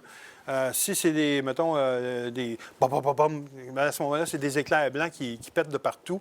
C'est pas photographiable, ces affaires-là, mais en écoutant la musique, on a une idée vague de qu'est-ce qui s'en vient. Et le temps d'exposition, entre 1 seconde et 4 secondes, c'est la longueur de la gerbe qui va varier énormément. Et pour le point final, c'est essayer de faire vos photos au début de la présentation, parce qu'après ça, si vous regardez celle qui est à gauche, il y a plein de boucanes dans le ciel. À ce moment-là, le ciel devient plus noir, il devient comme coloré. Donc, pour avoir un ciel vraiment noir, c'est au début. Si vous manquez votre shot, allez-y 2-3 jours après. L'été, on est gâtés, on en a plein à Montréal. L'autre technique aussi, c'est que j'ai commencé à faire, c'est que je prends mon objectif, c'est un objectif fixe, je fais ma mise au point à l'infini, puis je m'en vais vers le minimum, où je fais le contraire. Donc, vous voyez, celle-là, ici, je commençais à l'infini, puis je suis allé vers j'ai défait ma mise au point. On voit les bokeh du diaphragme dedans. Il va sans dire que là, la caméra doit être pointée avec le trépied dans un endroit. Bien. Et celle-là ici, c'est juste de zoomer en même temps. Et évidemment, si vous avez un mode de paysage de nuit, dans des situations comme ça peut passer. À mon avis, vous êtes au mieux de travailler en mode manuel que les modes automatisés comme ça ici. N'oubliez pas que vous avez un retardateur. Le flash que je traîne toujours avec moi, pourquoi? Parce que je peux le filtrer, puis c'est mon rouleau. Dans les lampes de poche, étant mes pinceaux, ça, c'est mon rouleau. Le flash, oubliez tout ça, mettez-vous le flash en mode manuel. Sur la plupart des flashs que vous allez avoir, il y a un variateur de puissance dessus. Fait, si le flash est trop puissant, diminuez la puissance. S'il n'est pas assez fort, bien, plutôt que juste faire un flash puis le laisser sur la caméra, prenez-le manuellement. Tac, tac, tac, tac, tac. À 3 fois que vous faites un flash, vous rajoutez de la lumière. Donc, c'est une couche de peinture de plus. Le temps d'exposition importe peu pour un flash. Donc, il y a un temps maximum. On ne peut pas dépasser sa vitesse de synchro maximum, qui est généralement un 250e aujourd'hui. Mais on peut descendre un 30e, un 15e, 30 secondes, une demi-heure. Le flash, c'est un éclair. Il passe, c'est tout. Le temps d'exposition pour le flash, c'est juste de rouvrir la fenêtre, laisser passer la lumière puis se refermer normalement. Donc, quand vous voulez travailler le flash, c'est la lumière ambiante. À ce moment-là, vous calculez la lumière ambiante puis vous rajoutez le flash par après. Il y a un synchro arrière, que le flash part à la fin de l'exposition. Si vous faites ça dans des endroits où c'est très, très sombre. Sinon, vous allez avoir des images fantômes comme ça ici. Donc, c'est un fond blanc, ça fait comme une traînée. Ils sont tous transparents. Un truc, là, c'est l'Halloween à soir. Les gamins qui sont habillés en fantôme, vous les mettez comme ça ici, avec la torche à la tête. Vous prenez une exposition de 30 secondes, puis vous leur enlevez la torche à moitié de l'exposition. Fait que finalement, vous allez voir le gamin sur la photo, puis vous allez voir la torche qui est par-dessus en transparence. Donc, c'est à la soirée pour vous pratiquer pour la photo de nuit. Hein. Ça, c'est le même voilier, c'est pas le mien. Le mien est dans le fond d'un lac. Je rigole pas, hein? Je l'ai acheté au lac Érié. En le ramenant, on a frappé une tempête, ce qui nous a forcé à dévier par un canal. On a frappé un écueil, le voilier a coulé. Ça faisait une semaine que j'avais le voilier. Mais il était à peu près la même grosseur que ça. C'est le même voilier, même temps, 2 photos consécutives. Une photo avec un temps d'exposition de 1/60e de seconde et l'autre photo avec un temps d'exposition de 1 seconde. Vous voyez l'arrière-plan, comment il change. Les deux sont éclairés au flash. Le ISO est monté à 800. J'ai donné 4 coups de flash. Rapide, là, c'est genre successif. Pour venir à bout d'éclairer. Ça, c'est la ville de Montréal. Les stries comme ça, ici, c'est l'hiver. Ça, c'est une photo que j'ai prise l'hiver. Vous voyez, les stries sont très prononcées. C'est les blocs de glace qui font ça. Ils bloquent la lumière. Un peu la même scène, mais prise l'été. Et ça, je ne sais pas si vous connaissez cet endroit-là à Montréal. En direction du casino, avant de passer par-dessus le pont, où il y a un petit parc, quand vous passez en dessous du pont. C'est un des plus beaux endroits pour regarder la ville, faire des longues expositions. C'est la même scène. Encore là, le choix de la dominante de couleur, c'est votre choix. Et quand vous faites ça, évitez de faire ce que je fais, de montrer 2 exemples côte à côte. Vous prenez une décision, vous assumez votre... Parce que là, à un moment donné, il y a des préférences, etc., etc. C'est votre histoire, c'est vous qui la racontez, vous la racontez comme vous voulez. Balance de blanc était assez facile dans cette situation-là. Donc, et ça, c'est à minuit le soir. Non. La balance de blanc, c'est la neige. Les avantages d'avoir un chien aussi, c'est que tu bouges le promener de temps en temps. Ça, c'est à main levée? Non, avec un trépied. Ouais. Le trépied et le chien. Trépied et le chien, oui. Mon chien est assez pacifiste. Et je l'ai dompté maintenant, il urine plus sur le trépied. Parce qu'il avait une maudite tendance à faire ça. À toute fois, j'ai installé mon trépied. Ça, c'est dans la baie d'Ungava. C'est éclairé avec une lampe à l'huile, un petit fanal à l'huile. Avec une exposition de 15 secondes. Il fait un froid, je pense qu'il faisait un moins 30 dans cette soirée-là. C'est juste, il n'y a pas d'isolation, c'est une tente en canevas. Hein, donc, il y avait juste la lampe à l'huile, trépied, câble déclencheur, photo comme ça. L'affaire, c'est que dans la neige, comme telle, les premières photos que j'ai faites avec le temps, la neige a... Ouais. Fait que ça a pris, il a fallu que j'enfonce comme il faut, dans la neige, comme telle. Deuxième indice, ne collez pas votre langue sur le trépied à ces températures-là. Dans les accessoires utiles, des piles, des câbles déclencheurs. Mon câble déclencheur ici, il y a le retardateur, mais il y a le câble déclencheur aussi. Ce câble déclencheur-là aussi, il y a une minuterie qui est intégrée dedans, qui me permet soit de faire un intervallomètre, de prendre des photos, mettons, à 3 minutes, puis de faire un time-lapse, ou soit de rallonger mon temps d'exposition automatiquement jusqu'à 9 heures, si je veux. Bien, quand on tombe dans les temps d'exposition, passer 30 secondes, 1 minute, 4 minutes, 8 minutes, c'est intéressant d'avoir ça parce qu'il y a un petit clignotant en plus qui vous dit que oui, la photo est en train de s'apprendre. Parce que attendre 8 minutes, s'apercevoir que vous n'avez pas déclenché sur l'appareil. Évitez, en passant, les télécommandes sans fil, parce que la plupart d'eux autres, il faut garder le doigt appuyé sur la télécommande. Il y a une exposition de 4 minutes sans bouger, garder le doigt enfoncé sur une télécommande, pas confortable. Oui. Donc, encore là, les filtres neutres. Fil polarisant, c'est aussi un filtre qui est très foncé, donc on peut utiliser ça si on n'a pas autre chose. Question sécurité. Vous êtes à Montréal, achetez pas un cône, là. Tabarnouche. Vous faites ça comme ça, vous en ramassez une coupe, les mettez alentour de vous. L'important, c'est se sécuriser. Surtout si vous sortez en groupe, si vous faites partie d'un club photo puis vous sortez en groupe, on se met souvent en ligne pour faire, mettons, les photos, pour ne pas se mettre dans le cadrage de l'autre.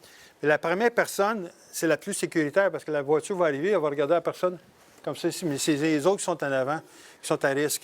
Donc, si vous êtes habillé foncé puis vous êtes dans la chaussée, il y a des risques. J'ai déjà vu des gens frôler vraiment la voiture. La voiture frôler les gens. Donc, faites attention. Gardez un œil ouvert pour les voitures. Et puis, si vous n'avez pas à passer devant la caméra, si vous passez devant la caméra, habillez-vous en noir. Donc, vous pouvez passer autant de fois que vous voulez, vous ne laissez pas de traces devant. Si vous mettez une veste réfléchissante, vous passez devant la caméra. S'il y a un peu de lumière, vous allez avoir 2 traces. Genre. Les piles, c'est essentiel. Vous n'avez pas de piles, l'appareil ne fonctionne pas. Et des photos de nuit, ça prend des piles, ça vous bouffe les piles dans 2 temps, 2 mouvements. Là. Si vous n'êtes pas habitué à faire, vous allez dire, mon appareil est défectueux, ça n'a pas d'allure. Mais c'est normal parce que les temps d'exposition, c'est 15-30 secondes. Puis si vous êtes en mode de réduction de bruit nocturne, si vous faites une photo de 1 minute, prendre une autre photo de 1 minute pour réduire le bruit. Fait que, moi, en parlant de ça, je ne m'en sers pas de cette réduction parce que je fais souvent des expositions de 4 minutes, 8 minutes. Donc, 8 minutes pour la photo, 8 minutes à attendre qu'elle apparaisse encore. Ça fait 16 minutes par photo. Ça n'en prend pas beaucoup dans la nuit. Là, donc, puis, je n'ai pas remarqué que ça faisait une si grosse différence. Le voltage, on a les voltages les plus courants qu'on rencontre, c'est 1210 et 220 si on voyage en Europe. Par contre, celui qui est réputé international, c'est 12 volts. Fait qu'à partir d'un allume-cigarette, si vous avez un convertisseur de courant, vous pouvez charger vos piles, donc en voyage, quoi que ce soit. Moi, j'ai toujours ça dans mon sac de voyage. Ça me permet de... J'ai chargé des piles dans un Cessna Caravan en Amazonie. C'est la seule prise que j'avais. Donc, le type, son avion était stationné, il y avait un allume-cigarette. J'ai branché ça, j'ai rechargé mes piles là-dessus. Une voiture, un autobus, un voilier. Mon voilier avait 12 volts. Donc, ça coûte 29,99 $. Protection contre les intempéries. Toujours un poncho dans mon sac photo. Pourquoi? Parce que s'il se met à pleuvoir, je mets le poncho, c'est pas élégant pour Saint-Saëns, hein? Je vous le dis tout de suite. Mais ça couvre tout, au moins. Donc, votre sac photo, etc. Sac étanche, ça peut être genre un sac pour le camping, etc., qui serait assez gros pour mettre votre sac photo dedans. Si vous n'avez pas autre chose, un sac de poubelle vert, au moins, c'est genre pour protéger s'il y a une pluie ou si un catching catcher, si c'est un petit sac photo. OK. Merci. Ça termine ma présentation. Merci. Bonne nuit.